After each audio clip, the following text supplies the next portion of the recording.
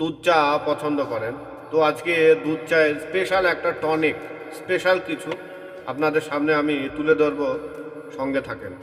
প্রথমে আমি এই কেটলির ভিতরে দুধ, পরিমাণ মতো পানি, আদা আর হচ্ছে চা পাতি, ওটা দিয়ে আমি পাকিয়ে নিয়েছি। এটা এখন আমি এখানে ঢেলে নেব। ঢেলে নেওয়ার পরে চিনি কিন্তু দেব না, চিনির পরিবর্তে আমি কি দেব সেটা দেখেন। চিনির পরিবর্তে আমি এখানে কি দেব, এবং সেটা খুবই হেলদি এবং সেটা সবারই কিন্তু প্রিয়।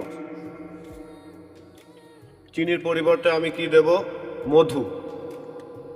এই যে মধু দেব আমি, মিষ্টি হবে এবং শরীরের পক্ষেও কিন্তু হেভি উপকার, হেভি উপকার। আমি এটা এখন সিলটা তুলে নেব। তারপরে এই যে মধুটা ঠিক এরকম আপনাকে ঢেলে দিতে হবে। ঢেলে দিয়েছেন পরিমাণ মতো, বেশি দেওয়ার প্রয়োজন নেই। মধুটা দেওয়ার পরে তখন আপনাকে একটু পাইলিং করে নিতে হবে, বুঝলেন? একটু ঝেলিয়ে পাইলিং করে না নিলে টেস্টি লাগবে না।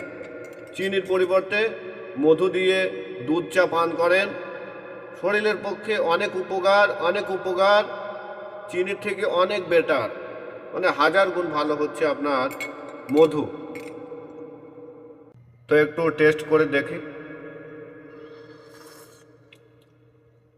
দারুণ হয়েছে। ভিডিওটা যদি ভালো লাগে অবশ্যই লাইক, শেয়ার, কমেন্ট, আর এখনও আমার যারা চ্যানেলটা সাবস্ক্রাইব করেননি অবশ্যই একটা ছোট্ট ট্রিং করে সাবস্ক্রাইব দিয়ে যাবেন।